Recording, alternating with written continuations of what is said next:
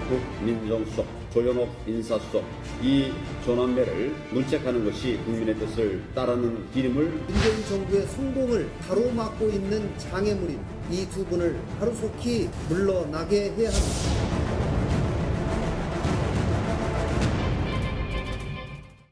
네, 4.3 재보궐선거가 바로 내일로 다가왔습니다. 두 곳에서 치러지는 미니 선거지만 내년 총선의 바로미터가 될 수 있다는 점에서 정치적 파급력이 만만치 않을 걸로 보입니다. 그런데 선거 막판에 변수가 될 만한 사안들이 계속해서 벌어지고 있어서 유권자들의 표심에 어떤 영향을 미칠지 궁금합니다. 오늘 정치와 호장용은 김민전 경희대 교수, 이현종 문화일보 논설위원 두 분 모시고 재보궐선거 소식부터 짚어보겠습니다. 안녕하십니까? 네, 안녕하세요. 안녕하세요. 자, 김 교수님, 지금 여야 모두가 지금 막판에 총력전을 지금 펼치고 있는데 달랑 두 석이지만 그 이상의 의미를 가진다 이렇게 볼 수 있겠죠. 의미 좀 짚어주십시오. 네, 그렇습니다. 뭐 각 당별로 또 각 당이 가지고 있는 의미도 있겠습니다만은 선거 판세로 좀 본다라고 하면요, 영남 지역의 경우에는 2016년 총선에서 지금 더불어민주당이 부산에서 5석, 경남에서 3석 이렇게 해서 8석을 얻는 아주 더불어민주당 입장에서 본다라고 하면 아주 쾌거를 거뒀다 이렇게 볼 수 있을 것이고요. 이에 이어서 2017년 대선에서는 사실 이 부산 경남 지역의 대부분을 사실 문재인 후보가 1위를 했습니다.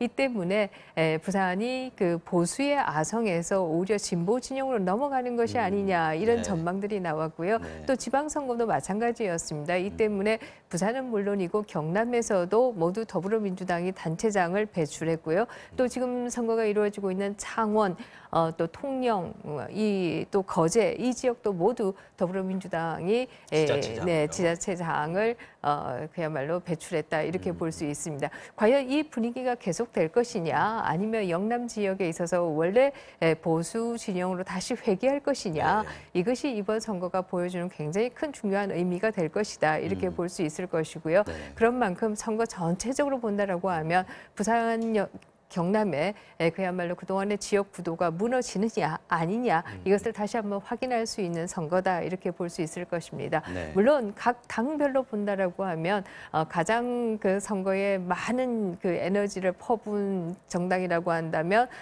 뭐 자유한국당을 얘기할 수 있을 것이고요. 이 자유한국당의 경우에는 특히 황 대표가 출범하고 난 이후의 첫 선거이기 때문에 이 선거들을 좀 잘 치러야 이 지도 리더십이 좀 안정될 수 있다는 의미에서 지금 전력을 다하고 있다 이렇게 볼 수 있을 것입니다. 네, 그렇습니다. 또 창원 성산의 경우에는 정의당이 노회찬 전 의원에 이어서 다시 의석을 거머쥐느냐 마느냐의 문제가 있고요. 이 결과에 따라서 정의당과 민주평화당이 다시 교섭단체가 되느냐 되지 않느냐도 이 선거에 달려있다 이렇게 볼 수 있습니다. 다른 당들의 어떤 이 선거가 미치는 영향, 의미 이런 부분은 조금 이따가 다시 한 번 더 얘기를 해보도록 하고요. 지금 이 의원님 지금 뭐 각 지도부가 지금 거의 다 내려가가지고 총력전을 하고 있는데 그만큼 중요하다는 뜻 아니겠습니까? 현재 판세 이 의원님은 어떻게 보고 계신지 또 각 당에서는 어떻게 파악하고 있습니까? 지금 뭐 일단 이 재보궐선거 판세는 정말 제일 예측하기 힘든 판세입니다. 그렇죠. 왜냐하면 특정 지역에서 이루어지기 때문에 아무래도 여론조사를 해도 실제 투표율 자체가 많이 낮기 때문에 예측하기 굉장히 힘든 상황입니다. 문제예요. 그렇죠.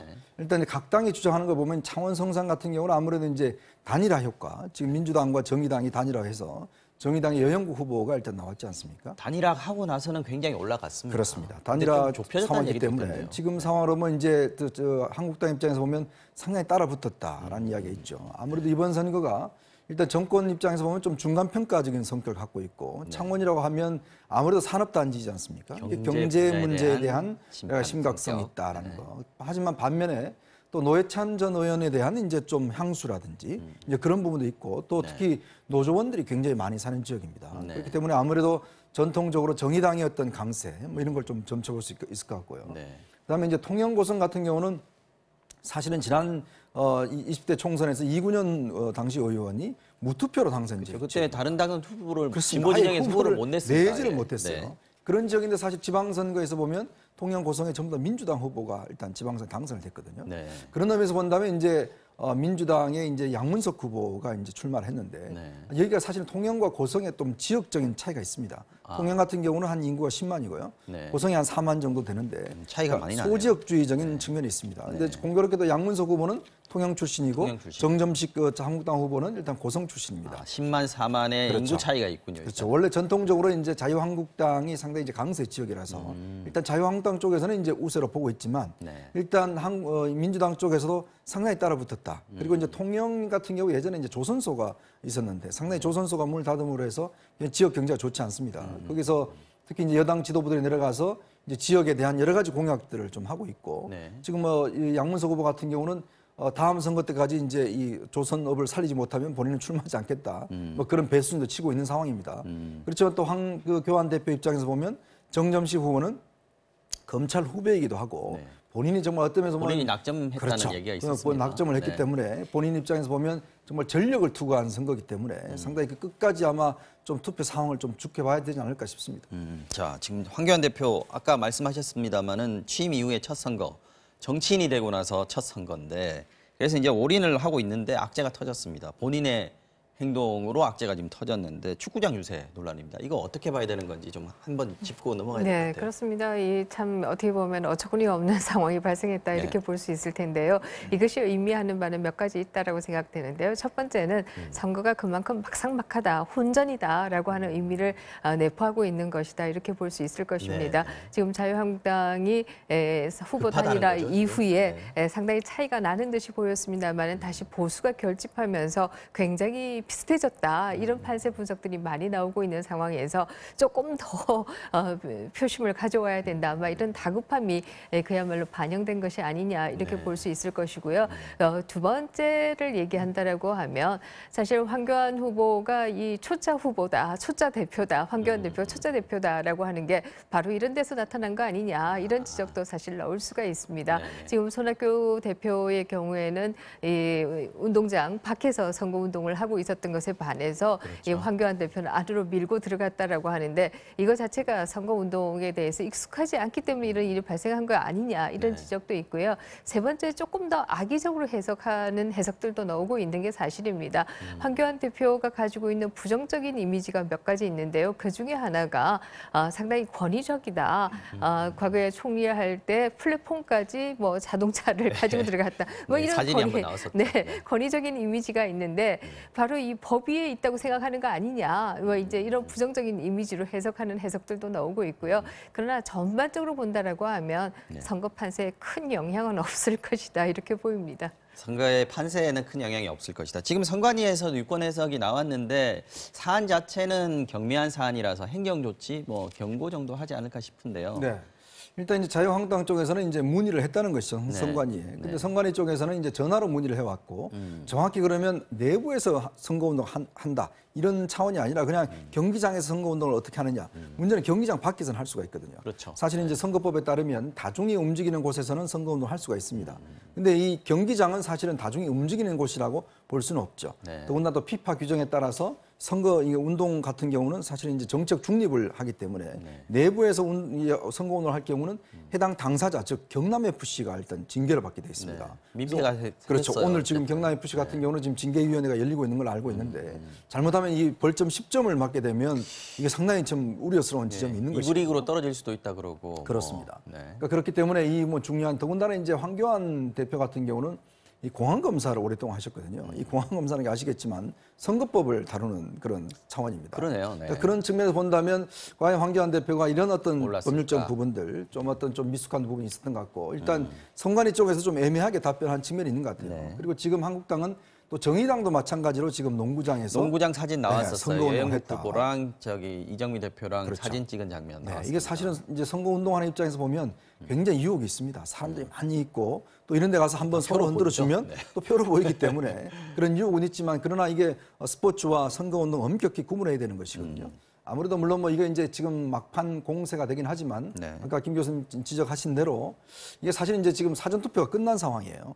그리고 과연 이제 당일 투표가 얼마나 될지는 모르겠지만 이것이 자체가 가지고 있는 뭐 선거에 미치는 영향 이것 때문에 어떤 후보 지지를 바꾼다 결정적이다 이렇게 보기는 그렇죠. 힘들다는 이 상당히 어떤 선거 막판에 어떤 좀 쟁점화 시키려고 하는 거는 같은데 나 선거에 미친 효과는 뭐 미미하지 않을까 생각이 듭니다. 네. 그런데 여기 논란거리가 또 하나 추가가 됐습니다. 지금 오세훈 전 서울시장 창원 성산에 지원 유세를 하러 내려갔는데 노회찬 의원을 두고 돈 받고 스스로 목숨을 끊은 분의 정신을 이어받는다는 건 안 된다. 이렇게 얘기를 했단 말이죠. 그러자 정의당에서는 이거 가만히 있을 수가 없는 거죠.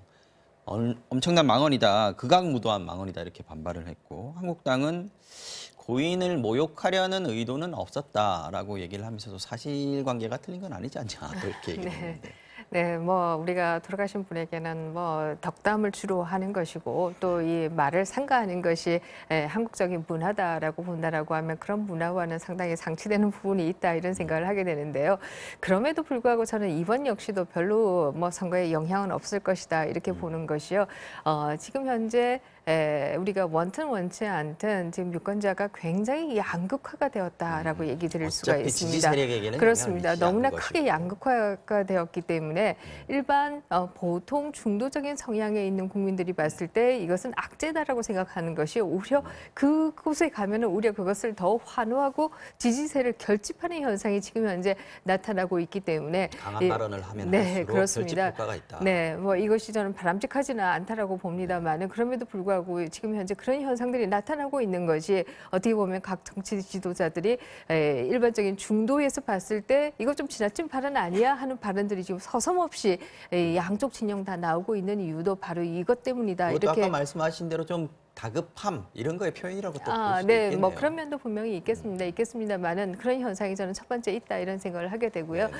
두 번째는 물론 뭐 그 노회찬 정신이 무엇이냐 이것을 합리적으로 따지고 들어간다라고 하면 사실 정의당에서도 노회찬 정신이 무엇이다라고 하는 것을 분명히 정의하고 있지는 않아요. 다만 얘기하고 있을 따름이죠. 그것에 대한 어떻게 보면 공격이다 또 이렇게도 얘기할 수 있는 부분들도 있겠지요. 이 사안은 어떻게 보십니까, 이 의원님은? 그러니까 아무래도 이제 정치라는 게 우리가 좀 금도가 있었지 않습니까? 네. 사실 이제 돌아가신 분들에 대해서는 그렇게 이렇게 이야기를 하지 않았는데 아까 말씀하신 대로 정말 이 정치판이 이제는 뭐 표를 위해서라면 정말 이런 이야기까지도 해야 될 수밖에 없는 더군다나 뭐 특히 오세훈 후보 같은 경우는 아무래도 지난 경선 연임 과정을 통해서 그래도 나름대로 좀 개혁적 보수의 이미지를 피력을 했었는데 네. 사실 뭐 오세훈 후보도 급하긴 급했던 것 같습니다. 이런 이야기를 하는 것 자체가 보면 본인이 뭐 역할을 해야 된다는 그렇죠. 뭔가 어떤 역할을 해야 그런 되고 부분도 도움을 줘야 된다는 그런 생각을 했는데 사실 우리 정치 문화 입장에서 보면 바람직스럽지 못하죠. 그리고 이제 아무래도 이건 뭐 사실 이제 선거가 얼마 남지 않았기 때문에 저도 뭐 큰 영향을 미치지 않으리라고 봅니다. 그러나 이것이 가지고 있는 우리 정치의 어떤 앙금은 굉장히 크리라고 보거든요. 그렇죠. 선거 끝나도 계속 할 수 그렇죠. 있는 어떤 거예요. 면에서 보면 우리가 정치가 그래도 이제 뭐 있는 사람들끼리는 싸우고 서로 이야기를 하더라도 돌아가신 분들에 대해서만큼은 좀 건드리지 말고 또 하는 것이 정치 하나의 예인데 이것마저 깨트려지면 정말 이제는 여야가 한국 정치가 좀 설당이 없지 않은가라는 그런 참 아쉬움도 듭니다. 네. 자, 선거 때마다 금권 선거 논란 불거지곤 하는데 이번에도 나왔습니다. 그 정점식 후보의 측근이 지역 신문의 기자에게 돈 봉투를 전달했다. 이 고발이 지금 선관위에 네. 접수가 됐습니다. 기자가 직접 접수를 했어요. 근데 녹취도 있더라고요. 이거. 참 아직까지도 이런 게 있는지 정말 저는 의문스러워요. 특히 이제 뭐 정점식 후보 한국당의 후보가 본인이 뭐 직접 준 건 아니고 그렇죠. 측근이라고 주장하는 분이 줬기 때문에 캠프에 정식으로 등록된 것도 그렇습니다. 아니에요. 사실. 뭐 줬기 때문에 이것이 과연 그러면 정점식 후보한테 영향을 미칠 것이냐 안 미칠 것이냐는 뭐 좀 더 따져봐야 되겠지만 어쨌거나 아직까지 이런 문화가 있다는 것 자체가 저는 굉장히 좀 개탄스러운 상황입니다. 더군다나 지금 한 50만 원 정도 주면서 기사를 써달라고 그랬는데 이 기자가 바로 이제 고발을 해버렸거든요. 네. 근데 그런 면에 본다면 확실히 이런 어떤 지역에서 이제 돈봉투 살포 물론 이게 이제 적발은 이 기자가 용기 있게 신고를 해서 네. 드러나긴 드러나긴 했지만 사실 그러면 지방선거 같은 경우에 여전히 이런 어떤 돈 문화가 있지 않는가라는 좀 우려스러운 지점은 있는 것이거든요. 근데 우리 선거 문화가 보면 이렇게 요즘은 이게 굉장히 강해졌습니다. 이렇게 돈을 줄 경우에 정말 예를 들어서 이거는 나중에 후보 당선되더라도 사실은 의원직 사퇴까지 갈 만한 그런 사안이거든요. 네. 그런 면에 비춰본다면 아마 이번에 문제를 좀 엄격하게 조사를 해서 정말 이런 문화가 좀 다시는 없도록 하는 게 저는 필요할 것 같습니다. 정점식 후보 측에서는 지금 캠프와 아무런 관련이 없는 일이다 이렇게 얘기를 하고 있고 오모 씨라는 아까 네. 그 돈을 건넨 그 지역 유지라는 분 이분도 역시 이게 뭐 기사 잘 써달라고 준 게 아니고 뭐 저기 후원금이나 뭐 저기 뭐죠 그 광고비 쪽으로 네. 좀 건넨 것이다 이런 얘기를 했습니다. 그 반론 차원에서 제가 전해드리고요. 김 교수님께서는 이 지금 돈을 건넨 사건 이게 지금 선거 하루 이틀 앞두고 지금 터진 일이거든요. 이 부분도 역시 유권자들에게는 영향을 끼치지 않을 것이다 이렇게 보십니까? 어떻습니까? 좀 심각하지 네, 않나요? 굉장히 큰 사건인 것은 저는 분명하다는 생각을 하고요. 더구나 이번 지방 두 재보선을 통해서 한국 정치 문화가 더욱 후퇴하는 거 아니냐 하는 걱정을 사실 많이 하고 있는 것도 사실입니다. 지금 얘기한 돈봉투 사건도 그렇고요. 또 뭐 창원 성산에서 양 지도부들이 앞다투어서 체육관 선거법을 위반하면서까지 가는 것도 그렇고요. 또 세 번째는 지금 말씀하신 이 통영 거제의 경우에 통영 성산 창원 성산 통영 고성. 네, 네. 통영 이번 건은 통영 고성입니다. 고성의 통영 경우에는 집구거든요. 사실 자유한국당의 입장에서 보면은 누구를 공천해도 이길 지역이었습니다. 이미 나와 있던 후보들도 여론조사 결과를 보면 이기고 있던 지역이었고요. 네. 그런데 그 지역을 굳이 여론조사 결과를 발표하지 않으면서까지 이렇게 낙하산 공천을 하는 것이 옳으냐? 특히 황교안 대표가 하는 첫 공천을 이렇게 낙하산 공천을 하는 것이 옳으냐라고 하는 후배 지적을 검사를 사실 할 수가 있고요. 지금 네. 자유한국당이 문재인 정부를 비판하는 여러 가지 중에 가장 큰 것 중에 하나가 지나치게 많은 낙하산 인사를 한다라고 하는 거 아니겠습니까? 그렇다라고 하면 공천은 낙하산을 해도 되느냐 이런 문제를 저는 제기할 수 있다 이렇게 생각합니다. 그래서 여야가 앞다투어서 과거로 돌아가는 일은 제발 좀 하지 말자라고 하는 얘기를 하고 싶죠. 자, 아까 하던 얘기 잠깐 다시 하겠습니다. 아까 한국당하고 정의당이 이 선거 결과에 어떤 영향을 받을 것인가 얘기를 잠깐 해주셨는데 여당인 민주당은 어떻습니까? 지금 이해찬 대표 같은 경우에 지금 내려가 있었단 말이죠. 네, 네. 뭐 민주당의 경우에는 사실 이번 선거가 중간 선거의 프레임으로 가는 것을 상당히 피해왔다 이렇게 얘기할 수 있을 겁니다. 이 선거 결과가 문재인 정부에 대한 심판이다 이런 그 프레임으로 가지 않기 위해서 어떻게 보면 창원 성산의 경우에도 굉장히 쉽게 빨리 단일화를 했다 이렇게 볼 수 있는 면이 있을 것이고요. 그래서 민주당에는 선거 결과가 결국 민주당이 한 석도 못 가져온다라고 해도 이것이 우리의 실패는 아니다. 이게 타격을 안 받는 아마 건가요? 이렇게 주장을 하지 않을까. 이렇게 주장한다. 이 때문에 당 대표가 선거 기간 도중에 외유를 하는 뭐 이런 상황도 발생했다 이렇게 볼 수 있을 것입니다. 그러나 자유한국당의 경우에는 당 대표가 아예 선거 지역에 내려가서 아예 거의 뭐 상주하다시피 하지 않았습니까? 그렇기 때문에 선거 결과에 따라서 상당히 다를 수 있을 것이다 이렇게 보이는데요. 1대 0이냐, 2대 0이냐의 차이가 1대 1이냐, 2대 0이냐의 차이가 상당히 클 것이다 이렇게 보이고요. 만약에 2대 0이 된다라고 하면 두 석 다 가진다라고 하면 황교안 대표의 리더십은 굉장히 깊게 뿌리를 내리게 되고 뭐 도전자를 거의 용납하지 않는 수준으로 특히 자유한국당의 문화를 생각하면 굉장히 빨리 갈 가능성이 있다 이렇게 보이고요. 1대 1인 경우에는 뭐 당내 도전자들의 여러 가지 소리도 나올 수 있는 상황이다 이렇게 보일 수 있을 겁니다. 아마 가장 중요하게 또 생각하는 것은 정의당이 다시 교섭단체가 되느냐 되지 않느냐 이 부분도 아마 중요하게 생각하고 있는 부분이 아닌가. 이 내용으로 질 가능성은 없나요, 자유한국당? 자유한국당이요. 뭐 그 선거라는 게 항상 예측할 수는 없죠. 뭐 일단 질 가능성도 충분히 저는 있다고 보는데 이제 그렇게 될 경우는 상당히 아마 황 대표의 리더십 자체가 굉장히 흔들릴 겁니다. 총선 전에 지도부가 흔들리는 상황이 생길 수 그렇죠. 있다고 왜냐하면 뭐 당내에서 지난번에도 일단 한번 다들 얘기하셨어요. 네. 어차피 이제 황 대표가 이제 뭐 경선에서 되긴 했습니다만은 그러나 또 이제 황 대표를 또 반대하는 세력도 사실 만만치 않지 않습니까? 네. 그렇기 때문에 아마 이 국회의원들 같은 경우는 굉장히 중요한 게 선거입니다. 그러니까 선거에서 자기 어떻게 할 선거. 것이냐. 그렇죠. 이렇게 될 경우는 이거 이렇게 가다가는 큰일 나겠다 생각이 들면 아마 당내에 또 개파 갈등이 상당히 좀 재현할 가능성도 저는 있어 보입니다. 자, 바른미래당도 사실 좀 이 재보궐선거 사실 당선 가능성에서는 조금 멀어져 있는 정당 아닌가 싶기는 한데 결과에 따라서는 상당히 골치 아픈 일들이 벌어질 수 있습니다. 바른미래당 전망을 좀 해주시죠. 지금 창원 성산에 이재환 후보가 일단 출마를 했죠. 그 손학규 대표가 지금 뭐 내려가셔서 정말 열심히 굉장히 뛰고 열심히 있습니다. 일단 뛰고 네. 있고 네. 아마 이번 선거에서 이제 바른미래당의 존재감을 일단 보인다. 아마 이런 차원인 것 같습니다. 네.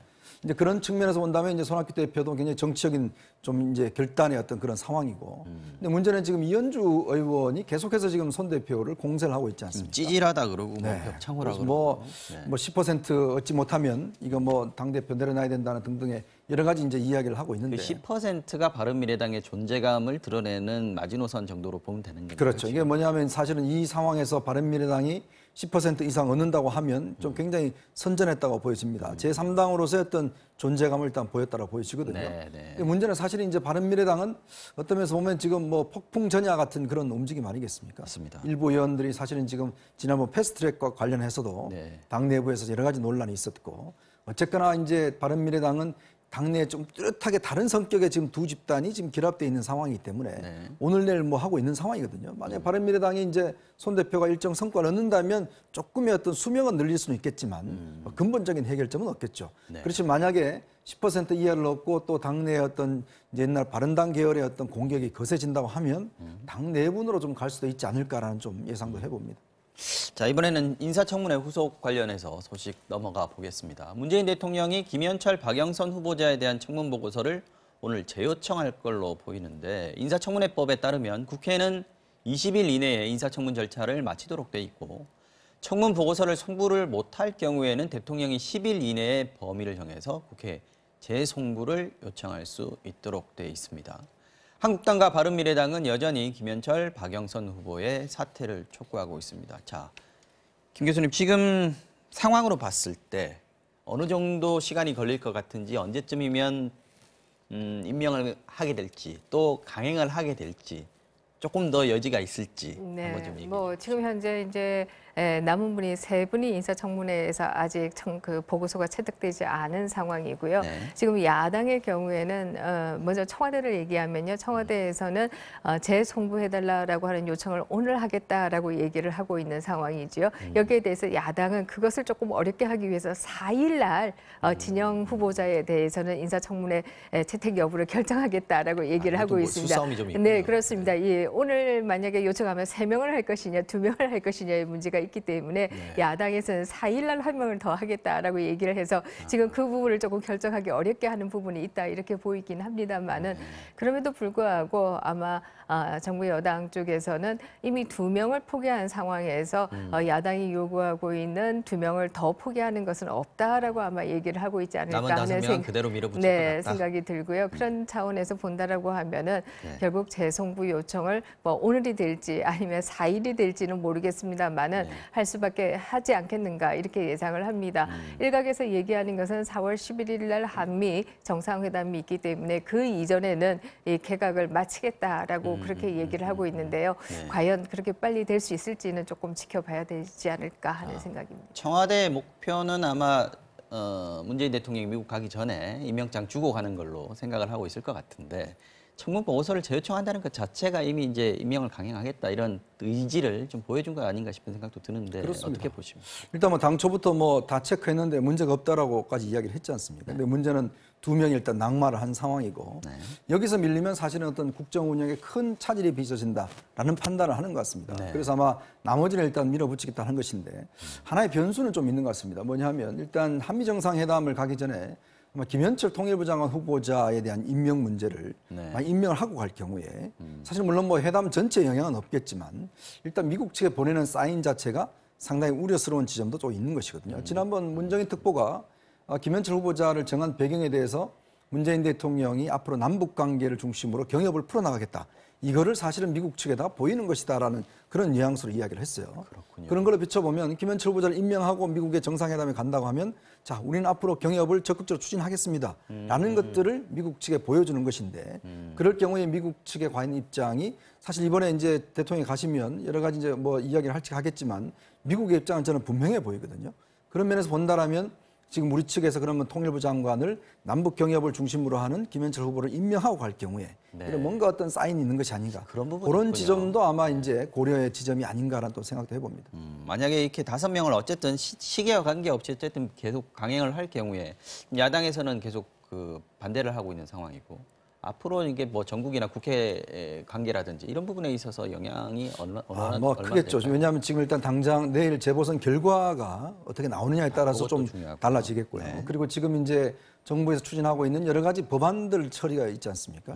그럼 아마 야당 입장에서 보면 이걸 이유로 해서 뭐 거의 처리를 하기가 힘들 겁니다. 특히 지금 뭐 공수처법이나 검경수사권이라든지 여당이 핵심적으로 지금 추진하고 있는 법안에 대해서 상당히 오랫동안 끌 가능성이 있고 그리고 정상회담 이후에 상당히 남북 관계나 또 이 북미 관계 또 이 한미 관계가 여러 가지 또 변수가 등장할 가능성이 있거든요. 네. 아마 또 그런 지점을 또 어떤 면에서 보면 야당은 좀 파고들어갈 가능성이 높습니다. 그렇다고 본다면 아마 당분간은 전국 경색은 뭐 풀리지 않지 않겠는가라는 또 전망도 할 수가 있을 것 같습니다. 또 왜냐하면 또 추가로 지금 2명을 사퇴시켰기 때문에 네. 또 추가로 임명을 해야 되지 않습니까? 그렇죠. 그럴 경우는 또 청문해야 그러면 되고요. 조국 수석이 또 검증하느냐에 대한 문제가 또 쟁점이 될 가능성이 있죠. 자, 조국, 조현옥 인사검증 라인에 대해서 문책론이 야당에서는 강하게 얘기하고 있는데 청와대는 지금 꿋꿋하게 버티고 있습니다. 지금 이거는 어떤 식으로 해결이 돼야 된다라고 김 교수님은 생각하십니까? 네, 뭐 해결 방식은 뭐 아주 명백합니다. 사실 조국 수석이나 어떻게 보면 인사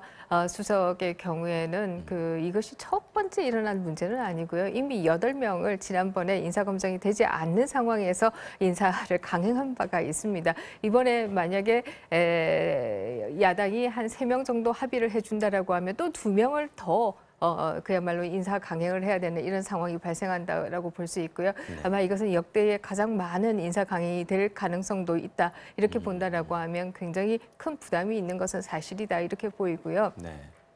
사실 조국 수석의 경우에는 인사 검증의 문제도 있습니다만 또 다른 한편에서 보면은 또 뭐 민간인 사찰 의혹이라든지 아니면 공무원들에 대한 불법적인 사찰 의혹과 같은 문제들도 같이 있는 것이 사실이기 때문에 왜 대통령이 계속해서 조국 수석을 그야말로 신임하는지 이 부분에 대해서는 일반적으로는 굉장히 이해하기가 굉장히 어려운 것이 사실입니다. 이 때문에 일각에서는 조국 수석을 그야말로 제2의 문재인으로 문재인 대통령이 보고 있는 거 아니냐. 또 조현옥 인사수석의 경우에는 결국 영부인의 같은 학교 출신인 것이 고등학교 출신인 것이 영향을 미치는 거 아니냐. 이런 뭐 해석까지도 나오고 있는 이런 상황입니다만은 설마 뭐 그래서 그러리라고 보지 않고 있습니다만은 어찌 됐든 간에 이런 여러 가지 얘기가 나온다라고 하는 것은 합리적으로 왜 조국과 조현옥 인사수석을 계속해서 유지하고 있는지 이 부분에 대해서 합리적으로 이해하기가 어려운 부분이 있다라고 얘기할 수 있겠지요. 자, 윤도한 국민소통수석이 네. 인사검증에서는 문제가 발견되지 않았다. 그러면 문제가 없었는데 어떻게 문책을 하냐 이렇게 경질론을 일축을 했습니다. 이 부분은 청와대에서는 지금 그럴 수밖에 없는 상황이 아닌가 싶기도 하고요. 근데 일단 윤 수석이 어제 이제 기자들과 거의 뭐 한 30여 분 넘게 일무일답으로 주고받는 이야기가 사실 이게 또 더 문제가 되는 것 같아요. 그냥 문제가 없는데 그러면 뭐 무슨 책임을 지라는 거냐. 문제가 없는데 그러면 왜 그럼 2명을 낙마시켰느냐. 뭐 이런 부분에 대한 이야기가 있을 수가 있겠고. 또 특히 이제 하는 이야기를 보면 특히 집 세 채 가진 게 뭐 장관하는데 무슨 문제냐는 식의 이야기. 또 예를 들어서 조동호 후보자 같은 경우는 그 자녀가 예를 들어서 전세금 올려서 자녀의 어떤 뭐 차 비용이라 명품 차 비용이라든지 그런데 명품 차가 한 포르쉐는 3,500만 원밖에 안 한다더라 뭐 등등의 이야기를 보면 우리 국민 일반의 시각과는 좀 너무 동떨어지는 게 아닌가 생각해 보시면 야당 시절에 지금 여당 같은 경우는 굉장히 엄격한 잣대를 들이댔습니다. 야당이 지금 그렇죠. 여당이 야당 시절에는 네. 그리고 또 노무현 정부 시절에도 노무현 초기에 교육부 총리가 임명된 지 5일 만에 판공비 문제로 낙마를 했어요. 그때 비서실장 이하 전원이 사표를 제출했습니다. 그리고 그때 인사수석, 민정수석이 결국은 사퇴를 했죠. 그러니까 정치라는 게 그렇습니다. 결국은 책임의 문제거든요. 책임윤리가 없는 정치는 사실 국민들의 신뢰를 받을 수가 없습니다. 그리고 청와대 참모는 어떤 면에서 보면 대통령을 대신해서 책임을 지는 자리입니다. 그러라고 임명돼 있는 자리거든요. 근데 문제는 지금 조국 수석 같은 경우를 보면 지금 뭐 검경 수사권 조정 이런 것 때문에 있는다고 하는데 사실은 조국 수석이 손을 떠났어요. 이제는 법안은 다 끝났고 사실 이제는 정무수석이 할 역할입니다. 국회가 어떻게 하는 문제거든요. 자, 그런 차원에서 그럼 조국 수석의 역할이 뭐가 있겠는가. 사실 너무 지키려고 하다가 더 많은 것을 잃는 것은 아닌가라는 솔직히 우려가 솔직히 있습니다. 네, 알겠습니다. 자, 잘 들었습니다. 오늘 정치와호 장룡은 여기까지 하겠습니다. 김민전 경희대 교수 그리고 이현종 문화일보 논설위원 두 분이었습니다. 고맙습니다.